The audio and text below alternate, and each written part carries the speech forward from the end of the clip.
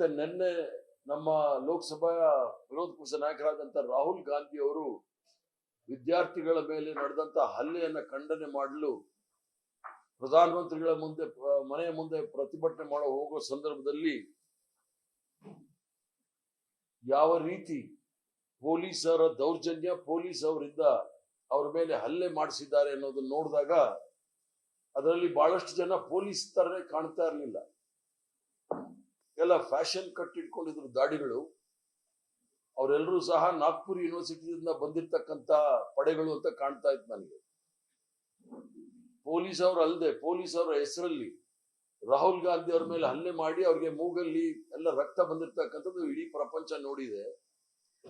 ಈ ಹಲ್ಲೆಯನ್ನ ಖಂಡಿಸಿ ನಾವೆಲ್ಲರೂ ಸಹ ಪ್ರತಿಭಟನೆ ದೇಶ ತುಂಬಾ ನಾವು ಮಾಡೋ ಸಂದರ್ಭದಲ್ಲಿ ಇವತ್ತು ಸಹ ಭಾರತೀಯ ಜನತಾ ಪಾರ್ಟಿಯ ಕಚೇರಿ ಮುಂದೆ ಪ್ರದರ್ಶನ ಮಾಡಬೇಕಾಗಿತ್ತು. ಮಾಡ್ಲಿಕ್ಕೆ ನಮ್ಮ ಕಾರ್ಯಕರ್ತರು ಹೋದಾಗ ಶಾಂತಿಯುತವಾದ ಪ್ರತಿಭಟನೆ, ರಾಹುಲ್ ಗಾಂಧಿ ಅವರು ಸಹ ಶಾಂತಿಯುತವಾದ ಪ್ರತಿಭಟನೆ ಮಾಡೋ ಸಂದರ್ಭದಲ್ಲಿ ಅವರ ಮೇಲೆ ಹಲ್ಲೆ ನಡೆದಿದೆ.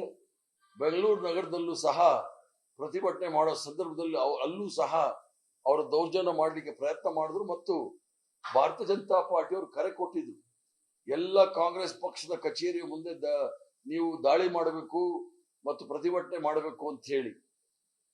ಆ ಸಂದರ್ಭದಲ್ಲಿ ಪ್ರಜಾಪ್ರಭುತ್ವದಲ್ಲಿ ಪ್ರತಿಭಟನೆ ಮಾಡಲಿ, ನಮ್ಮ ಕಚೇರಿಯ ಮುಂದೆ ನಮ್ಗೇನು ಅಭ್ಯಂತರ ಇಲ್ಲ.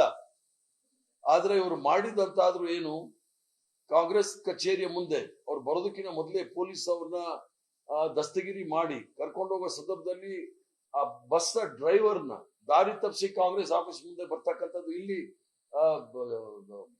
ಟ್ರಾಫಿಕ್ ವಾಹನಗಳ ದಟ್ಟಣೆ ಎಷ್ಟಿರುತ್ತೆ ಅನ್ನೋದು ಎಲ್ರಿಗೂ ಸಹ ಗೊತ್ತು. ಆ ಸಂದರ್ಭದಲ್ಲಿ ಕಾಂಗ್ರೆಸ್ ಆಫೀಸ್ ಮುಂದೆ ಬಂದು ಅವರ ಒಬ್ಬ ಶಾಸಕರು ಭಾರತ್ ಜೋಡೋ ಭವನ ಮತ್ತು ಕಾಂಗ್ರೆಸ್ ಆಫೀಸ್ ಮಧ್ಯದಲ್ಲಿ ನಿಂತ್ಕೊಂಡು ಬಹಳ ತೀವ್ರವಾಗಿ ಗಮನ ಇಟ್ಟು ನೋಡ್ತಾ ಇದ್ರು, ಎಲ್ಲಿ ಏನ್ ಮಾಡ್ಬೇಕು ಅಂತ ಹೇಳಿ.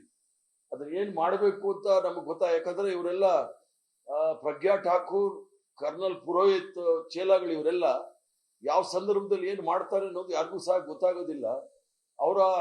ಅವರು ಒಂದು ಗಂಭೀರ ರೀತಿಯಲ್ಲಿ ನಮ್ಮ ಕಚೇರಿಯನ್ನ ನೋಡೋ ಸಂದರ್ಭದಲ್ಲಿ ಕಾಂಗ್ರೆಸ್ ಕಾರ್ಯಕರ್ತರು ಅದನ್ನ ಪ್ರತಿಭಟನೆ ಮಾಡಿದ್ದಾರೆ.